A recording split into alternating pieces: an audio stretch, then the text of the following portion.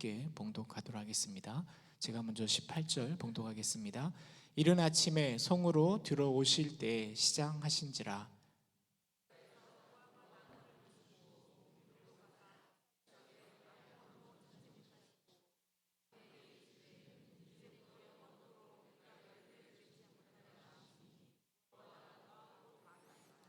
제자들이 보고 이상히 여겨 이르되 무화과 나무가 어찌하여 곧 말랐나이까.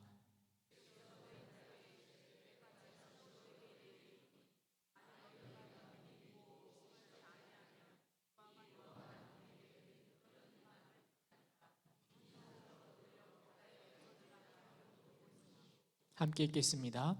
너희가 기도할 때 무엇이든지 믿고 구하는 것은 다 받으리라 하시니라. 아멘. 오늘은 3차 은혜로 기도회 둘째 날입니다. 오늘도 이렇게 기도회를 사모하여서 이 자리에 오신 여러분들을 주님의 이름으로 축복하고 환영합니다. 옆에 있는 분들과 인사할까? 어제도 이렇게 인사하던데요. 고난주간에 십자가를 깊이 묵상합시다. 깊이 묵상합시다. 이번 고난주간 통해서요, 특별히 은혜로 기도회를 통해서요, 예수님을 깊이 생각함으로 우리 하나님이 주시는 그 크신 은혜가 여러분의 삶 가운데 가득하기를 소망합니다. 저는 이번에 이제 고난주간 맞이해서 은혜로 기도회를 준비하면서 말씀을 묵상하면서요, 예수님의 손에 대해서 깊이 묵상해 보게 되는 것 같습니다. 우리에게 있어서, 사람에게 있어서 손은요 너무나 중요하죠. 세상 사람들은요, 우리 인간이 직립보행을 하면서요, 손이 자유롭게 되고 손으로 여러 가지 일들을 하면서 이렇게 발전되고 발달되었다라고 이야기합니다. 여러분, 우리가 손으로요 무엇인가를 할 수 있게 되었고, 또 그것으로 인하여서 우리의 모습, 지금 우리의 모습을 보게 되는 것이죠. 어떤 시인은 이렇게 고백하였습니다. 농부의 손에서는 흙냄새가 나고 노동자의 손에서는 기름 냄새가 난다. 비록 투박하지만 그 손들이 거룩한 손이다. 그러면서요, 부드럽기만 한 내 손이 부끄럽다, 이렇게 표현하더라고요. 우리의 손에는요, 오랜 세월 땀 흘려 일한 흔적이 고스란히 담겨 있게 되는 것입니다. 그럼 그렇다면 우리 예수님의 손은 어떠하셨을까요? 우리가 잘 알다시피 예수님은요, 목수의 아들이었습니다. 물론 나이 30세까지 일하셨기 때문에 그렇게 긴 시간을 일한 것은 아니지만요, 나무를 자르고 다듬고 하는 그 목수의 일을 하면서요, 예수님의 손은 투박하고 또 상처가 많은 그런 거친 손이 되셨을 것입니다. 근데 예수님의 그 손이요, 공생애를 시작하면서 그 거친 그 손이 예수님 하나님의 능력과 권능을 나타내는 손이 되었습니다.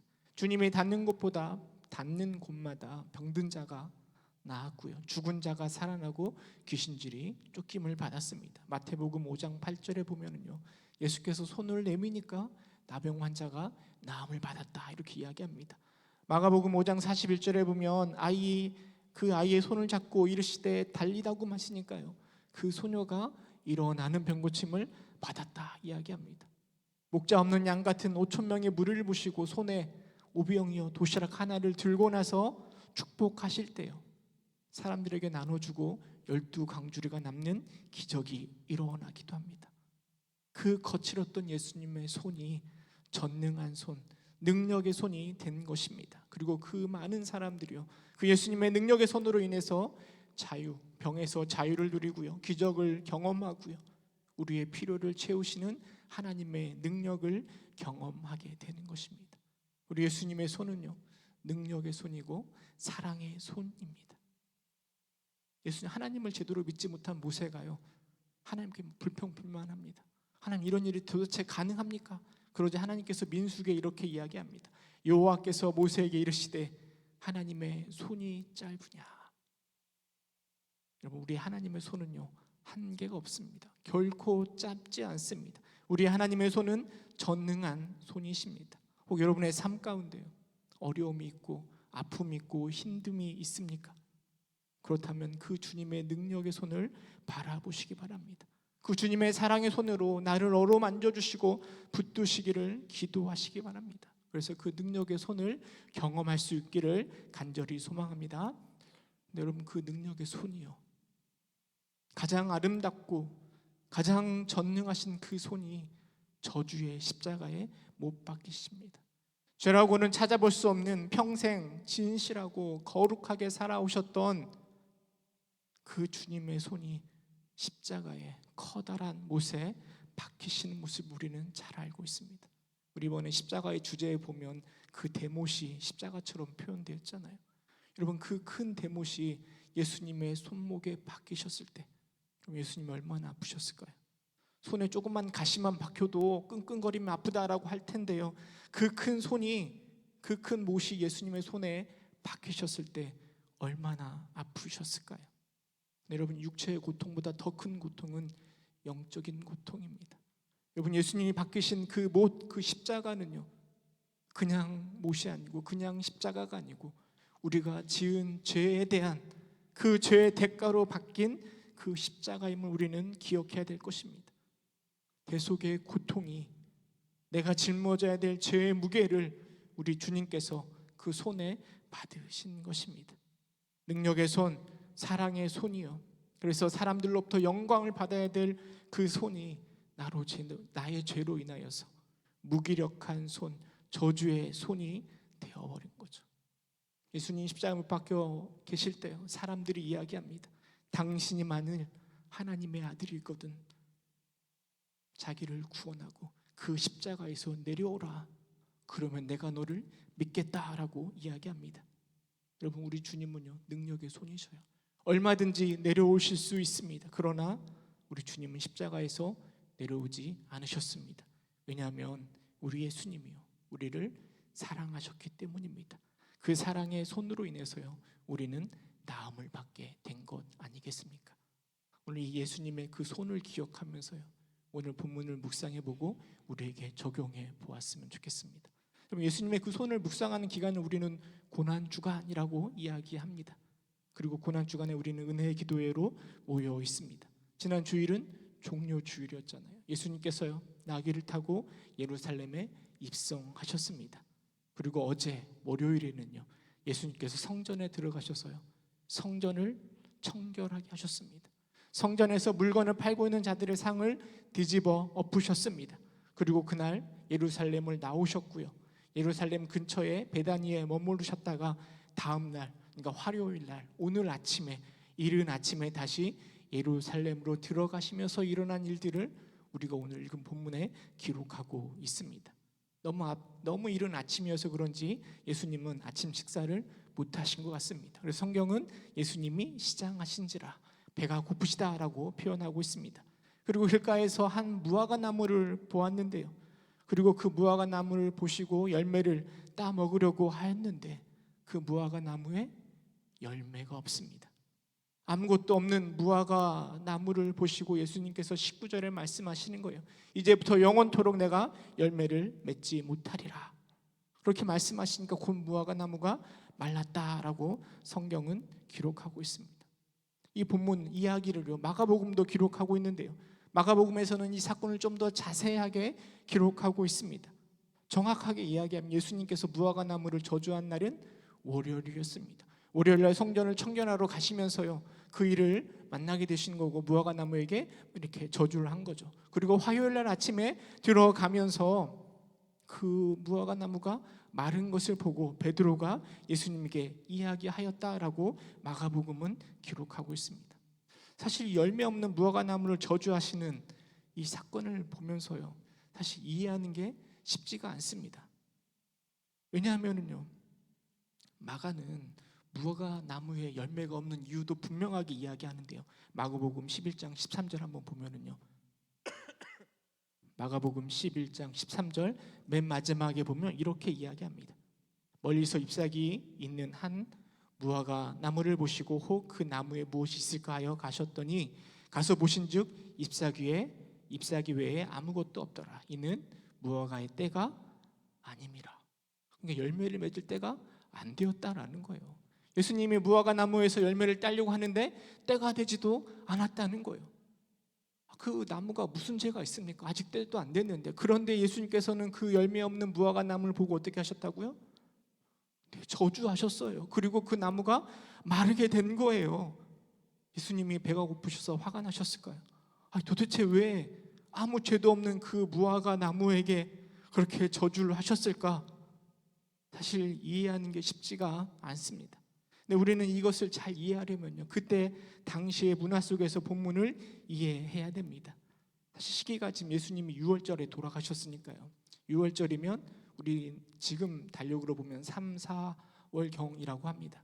근데 무화과 나무가요, 열매를 맺는 추수하는 때는 보통 9월달, 10월달에 이렇게 추수를 한다고 해요. 그러니까 무화과가 나무에 열매를 맺을 때는 아닌 것입니다. 그런데 무화과 나무는 좀 독특한데요, 1년 동안 열심히 열매를 키워가지고 9월, 10월달에 열매를 따는 게 아니라요, 자주 열매를 딴다는 거예요. 한 번만 따고 끝나는 게 아니라 한 번 따고 또 열매가 맺히고 또 따고 이런 식으로 열매를 수확한다고 합니다. 그런데 무화과 나무에 처음 맺은 열매는 맛이 없대요. 그래서 보통 사람들은 처음 열매는 따서 버리고 그 다음에 맺혀진 열매를 잘 키웠다가 9월달, 10월달에 대해서 그 나무를 따는 게 일반적이라고 합니다. 근데 당시에 이스라엘 사람들은요, 그 처음 나는 열매를 따서 버리는 게 아니라 그냥 내버려 둔대요. 그러면 가난한 사람들이요, 물론 맛은 없지만 먹을 것이 없는 가난한 사람들이 그 열매를 따서 배를 채우고요, 그리고 나중에 좋은 열매가 맺게 되면 그것은 주인이 가져간다라는 거예요.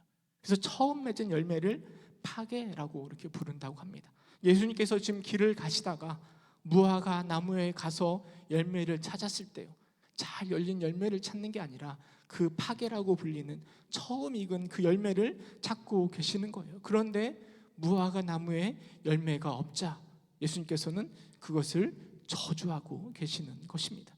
여러분, 그렇다면 그 비유, 그 이야기 속에서 우리에게 교훈하고 있는 것은 무엇일까요?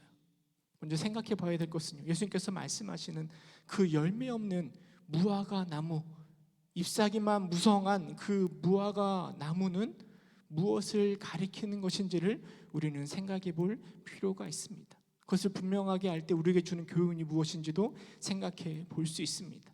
마가복음은요, 그것들을 좀 더 자세하게 잘 우리에게 설명해 주고 있는 것 같습니다. 마가는요, 그 본문을 기록할 때요, 샌드위치 구조, 이런 구조를 통해서 본문을 기록하고 있습니다. 이게 무슨 내용인가 하면, 제가 자막 하나 보여주시겠습니까? 마가복음은 이렇게 기록하고 있습니다. 먼저 무화과 나무에게 이르시는 이야기를 기록하고 있습니다. 그리고는 성전을 깨끗게 하신 이야기를 담고 있는 거죠. 그리고 다시 무화과 나무가 마르게 된 이야기를 담고 있는 겁니다. 이런 A, B, A 다시 이 구조를 샌드위치 구조라고 하는데요, 저 구조에서 가장 핵심이 되는 가장 중요한 부분은 바로 가운데 부분이에요. 중앙에 성전을 깨끗이 하셨던 그 부분이 마가가 정말 우리에게 이야기해 주고자 하는 내용입니다. 그리고 그 부분을 설명하는 것이 바로 무화과 나무의 비유를 통해서 그것들을 설명하고 있는 것입니다. 다시 말해서요, 성전 앞에서 예수님께서 깨끗하게 하셨잖아요. 그 성전을 깨끗하게 할 때 예수님께서 혼내고 뭐라고 했던 사람은요, 그 성전을 지키고 있었던 제사장들이에요. 여러분, 제사장들이 그 성전에서 물건을 팔 수 있도록 내버려 둔 거예요. 아니, 허락해 준 거예요. 제사장은 사람들이 하나님께로 잘 제사할 수 있도록, 하나님께로 나아갈 수 있도록 돕는 사람이 제사장입니다. 근데 제사장은 그 역할을 가지고 사람들이 하나님께 잘 나아갈 수 있도록 돕는 것이 아니라 그 역할을 통해서 자신의 배를 채우는 거예요. 성전에서 물건을 팔 수 있도록 허락해 주면서 돈을 받아 챙기는 거예요. 여러분, 그 제사장을 바라보면서요, 예수님께서 성전을 엎으시면서요, 그들을 책망하시는 거예요.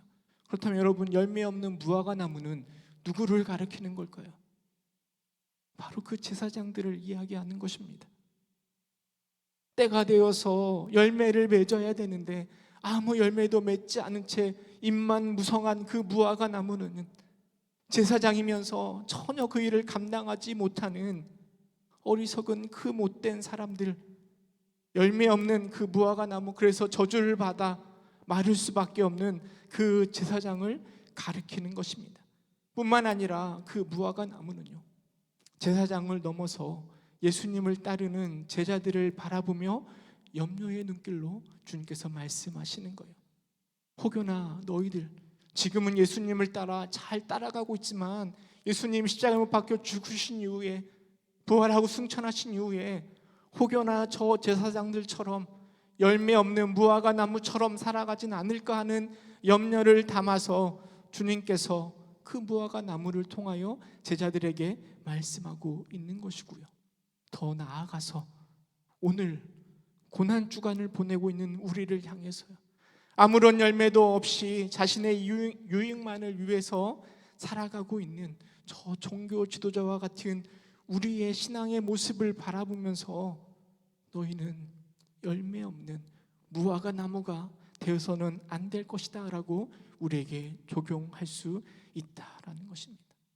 그래서 여러분, 저 잎만 무성한 무화과 나무가 아니고요, 열매를 맺을 수 있는 우리가 되기를 주님께서 간절히 소망하면서 이 말씀을 선포하고 있음을 우리는 기억해야 될 것입니다.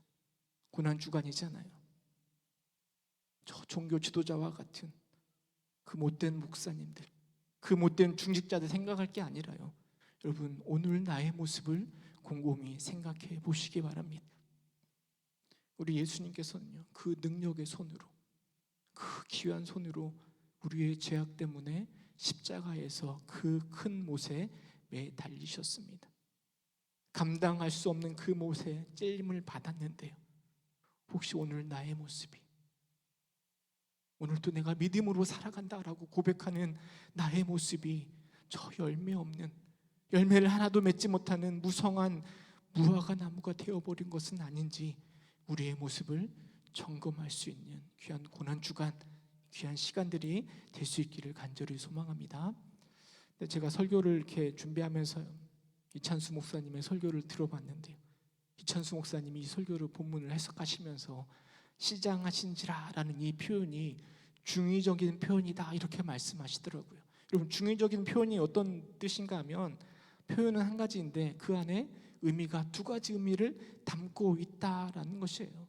그래서 시장하신지라라는 것은 단순히 배가 고프다라는 것을 표현하고 있지만 뿐만 아니라 더 나아가서 무엇인가를 갈망하고 바라고 있는 주님의 모습을 표현하고 있다라고 이렇게 해석을 하시더라고요. 저는 그 해석을 들으면서 굉장히 많이 감동이 되고 또 공감이 되었습니다. 여러분, 2002년 혹시 기억하시나요?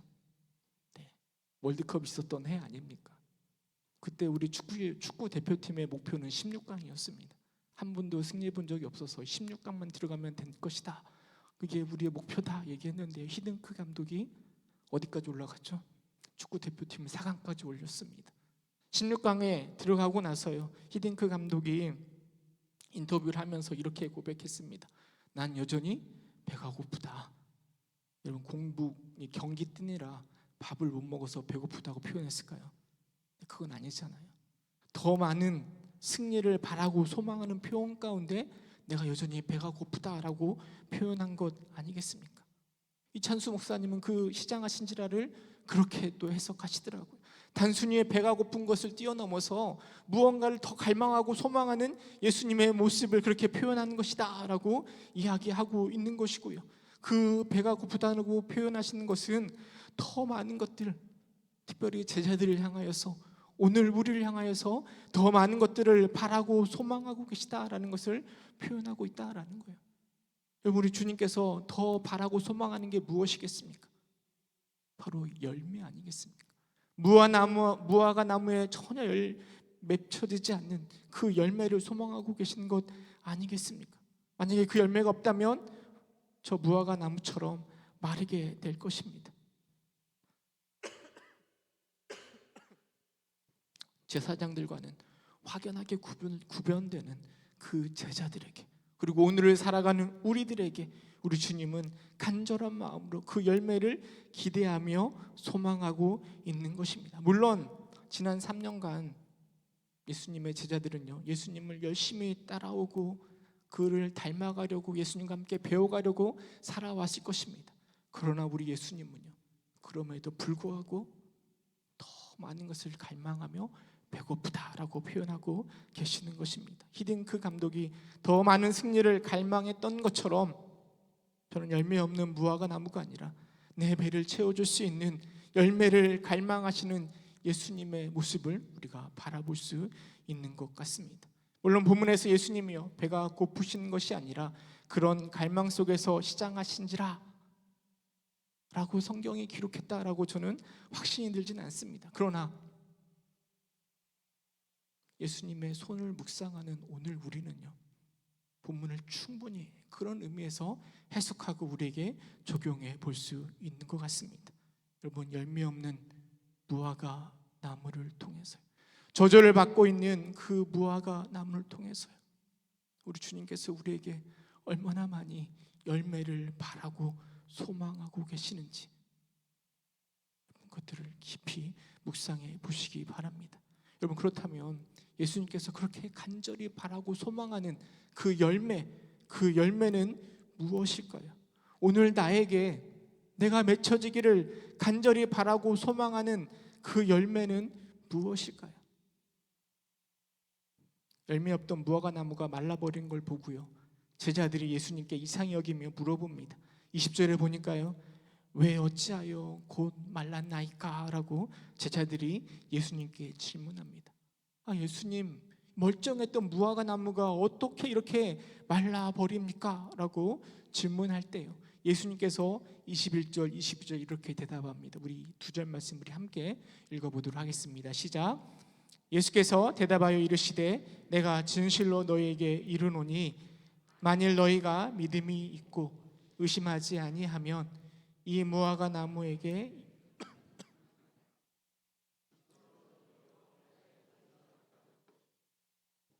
너희가 기도할 때 무엇이든지 믿고 구하는 것은 다 받으리라 하시니라. 저는 본문을 묵상하면서요, 이 예수님의 대답은 무화과 나무가 어떻게 이렇게 마르게 되었는가에 대한 대답이다라고 생각했습니다. 여러분, 믿음이 있으면 이 무화과 나무를 마르게 할 수 있는 것이죠. 믿음이 있으면 우리가 간구하는 것에 얼마든지 구하는 것들을 다 받을 수 있게끔 할 수 있고, 산을 옮겨서 바다에 들어갈 만큼 능력이 있는 믿음이 있으면 이 무화과 나무가 마른 것은 아무것도 아니야 라고 처음에 이렇게 해석했었습니다. 근데 본문을 묵상하면서요, 예수님의 그 대답이 무화과 나무가 무엇 때문에 마르게 되었는가 라고 할 때요, 그 방법이 아니라 왜 무화과 나무가 그렇게 마르게 되었는가에 대한 대답처럼 들려지는 거예요. 여러분, 앞에서 살펴보았지만 열매 없는 무화과 나무는요, 종교 지도자들, 제사장들, 그래서 성전에서 자신의 배를 채우려고 강도의 소굴로 만들어버린 그 자들을 비유하고 있습니다. 여러분, 그들이 합당한 열매를 맺지 못한 게 무엇 때문일까요? 여러분, 그들에게는 바로 믿음이 없기 때문 아닙니까? 무화과 나무가 마르게 된 것은요, 종교 지도자들이 그렇게 어리석게 행동하는 것은요, 그들 안에 무엇이 없기 때문에요? 믿음이 없기 때문 아닙니까? 믿음이 그런 능력을 발휘할 수 있는 것, 그것을 대답하시는 게 아니라 왜 이 종교 지도자들이 무화과 나무처럼 그런 저주를 받고 그렇게 될 것인가에 대한 대답으로 예수님께서 믿음을 말씀하시는 거예요. 의심 없는 믿음, 산을 옮길 수 있는 그 믿음, 무엇이든지 구하는 데 얻을 수 있는 그 믿음이 없기 때문에 저 종교 지도자들이, 그리고 무화과 나무가 열매가 없어 말라버린 것이다 라고 말씀하고 계시는 거죠. 그 믿음 없음은요, 예수님이 무엇에 시장하신지, 우리에게 무엇을 간절히 바라고 소망하고 계신지를 분명하게 말씀하고 계시는 겁니다. 여러분, 예수님께서요, 무화과 나무에게 간절히 바라는 그 열매, 오늘을 사는 우리들에게 간절히 바라고 소망하는 그 열매는 다른 것이 아니라 바로 믿음의 열매입니다. 의심하지 않고 하나님을 신뢰하는 그 믿음의 열매를 우리 주님이 오늘도 우리에게 바라고 계시는 거죠.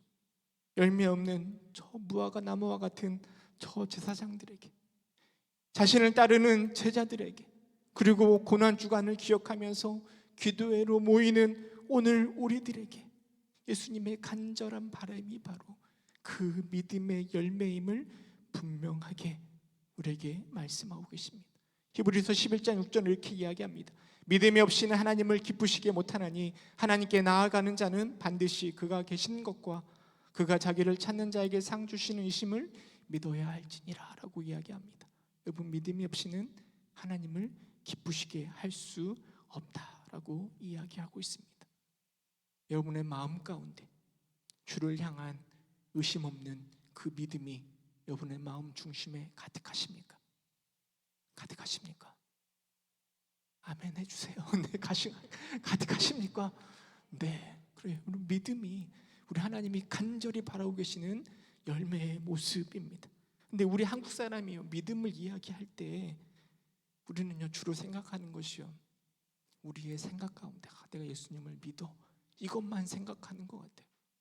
그 믿음이 나의 삶을 변화시키고 내 행동을 변화시키는 것까지는 많이 생각하지 않는 것 같아요. 그냥 우리가 전도할 때 흔히들 이렇게 이야기하잖아요. 예수님을 믿기만 하면 구원받을 수 있습니다. 여러분, 그 믿기만 하면이라는 그 말에 숨겨져 있는 의미가 무엇입니까? 그냥 입술로 고백만 하면, 그냥 믿는다고 말만 하면 우리가 구원에 이른다라고 이렇게 쉽게 말하는 것 아닙니까? 근데 여러분, 우리는요 믿는다는 것에 그 깊이와 무게를 생각해야 되지 않겠습니까? 물론 처음 신앙생활 하신 분이라면 그렇게까지 고민하라라고 그 신앙의 무게를 생각하면서 생활하라라고 말씀드릴 필요는 없지만, 여러분, 우리는 믿음의 초보가 아니잖아요. 우리는 이미 장성한 사람들 아닙니까? 단단한 음식을 먹을 수 있는 하나님의 제자 아닙니까? 그렇다면 고민해야죠.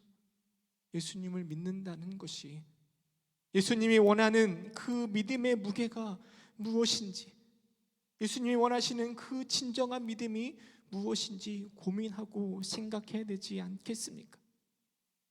예수님 우리에게 말씀하셔요.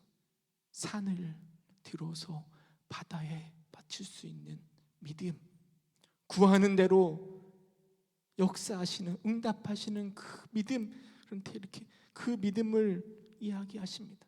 여러분, 우리가 착각해서는 안 됩니다. 믿음을 가진 자가요 그런 능력을 베푸는 것이 아닙니다. 우리가 아무리 믿음이 좋다고 해서요 그런 기적을 일으킬 수가 없습니다. 산은커녕 돌 하나도 옮길 수 없는 게 우리의 연약함 아니겠습니까? 믿음의 능력은요 믿음을 가진 우리에게서 나오는 게 아니라 믿음의 대상이 되신 하나님께로부터 나오는 것입니다. 그래서 여러분, 좋은 믿음, 하나님이 찾으시는 믿음이라는 것은요 어떤 능력을 발휘하는, 어떤 기적을 발휘하는 그 믿음이 아니라요 그 능력을 발휘할 수 있는 하나님을 온전히 신뢰하는 것, 온전히 내어 맡길 수 있는 것, 이게 바로 하나님이 찾으시는, 우리 주님이 시작하시다라고 말씀하시면서 우리에게 간절히 바라시는 믿음의 열매 아니겠습니까? 우리의 신앙의 모습이 어떠합니까? 세상과 십자가 앞에 양쪽 다리를 다 걸쳐놓고 적당히 신앙생활하고 있지 않습니까? 여러분, 우리 주님이 그런 믿음을 원치 않으시는 거예요. 온전히 내어 맡길 수 있는 믿음, 온전히 믿고 신뢰하기를 바라는 그 예수님의 마음을 우리가 기억해야 될 것입니다. 여러분, 전능하신 우리 하나님께서는요 자신을 온전히 신뢰하는 자에게 그의 모든 삶의 모든 것들을 책임져 주실 것입니다. 때로는 우리의 바람이 하나님의 뜻과 다를 수 있습니다. 하지만 그 다름조차도요 하나님께서 우리에게 가장 좋으신 것으로 채우실 거야 라는 신뢰감으로 나아갈 때, 여러분, 그게 바로 우리 주님이 정말 찾고 바라시는 믿음의 모습 아니겠습니까? 여러분, 그 믿음이요 전능하신 하나님을 움직이시는 겁니다. 하나님은 우리의 그 믿음을 보시고 간구하는 소리에 응답하시는 것입니다. 우리의 믿음은 하찮고 적은 것이지만 그 믿음을 통해서 역사하시는 하나님의 응답은 위대하고 강력한 것이 되는 것입니다. 여러분, 지금 우리 주님은요 그런 믿음을 원하시는 거예요. 내가 능력을 발휘할 수 있는 그런 기적의 믿음이 아니라요 기적을 일으킬 수 있는 그 하나님 앞에 나의 모든 것을 내어 맡길 수 있는 그 믿음, 그 믿음을 오늘 그 무화과나무 비유를 통해서 우리에게 말씀하고 계시는 것입니다. 말씀을 맺고자 합니다. 제가요 벌써 아이가 2명이나 되었습니다. 세월이 얼마나 빠른지요.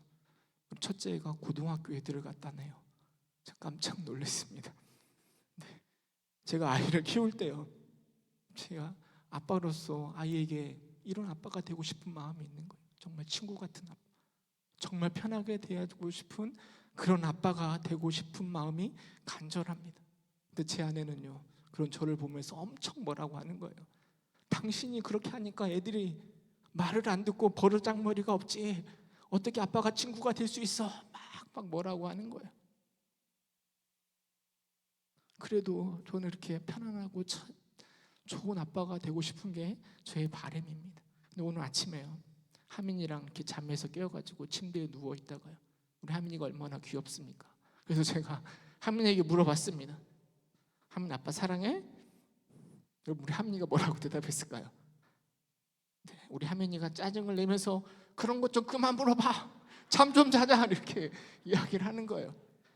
여러분, 속이 막 부글부글 거리는 거죠. 아니, 저것을 그냥 사랑한다고 말해주면 되지 뭘 그렇게 짜증을 내나 하는 마음이 막 들면서 이걸 깨워가지고 혼을 내 말에 막 부글부글 거리다가요, 꾹 참고 그냥 넘어갔습니다. 부모로서 가장 속상할 때가요, 부모의 마음을 몰라주는 자녀의 마음 아니겠습니까? 여러분, 오늘 본문에요, 우리 예수님께서 시장하시다 말씀하셔요. 여러분, 얼마나 간절히 바라고 소망하시는지, 여전히 배고프다라고 말씀하셔요. 우리의 모습을 보면서요, 이렇게 되었으면 하는 그런 간절한 바람을 가지고 우리에게 말씀하시는 거예요. 그 간절한 기대와 소망은요, 믿음의 열매, 믿음의 열매. 다른 것 의지하지 않고 그 능력을 가지고 계시는 그 주님을 의지하기를 우리 주님이 소망하고 계시는 거예요. 근데 우리는 그 주님의 마음을 알지도 못한 채 그냥 대충, 그냥 적당히 믿으며 살아가고 있지는 않습니까? 부모의 마음을 알아주지 못하는 자녀를 보면서 마음이 아픈 것처럼 자신을 위해서 손에 십자가를 못 박혀 죽으신 그 예수님의 마음을 알지 못할 때, 우리들이 그 주님의 마음을 알지 못할 때요, 우리 주님이 얼마나 슬퍼하실까요? 이번 주가 고난 주간인데요, 우리의 믿음의 대상이 되시는 우리 예수님, 우리를 위하여서 그 손에 못을 박고 십자가에 못 박히신 그 주님의 그 큰 손을 여러분 깊이 묵상하시기 바랍니다. 그리고 우리 주님이요, 무엇을 우리에게 간절히 바라고 소망하고 계시는지 기억하시기 바랍니다. 그리고 내가 맺어야 될 그 믿음의 열매, 그것이 무엇인지를 고민하시고 도전하시고 결단하시는 오늘 또 이 고난주간 되시기를 주님의 이름으로 축원합니다. 여러분, 그 마음을 담아서 우리 함께 찬양으로 나아가도록 하겠습니다. 주의 보좌로 나아갈 때 함께 찬양하도록 하겠습니다.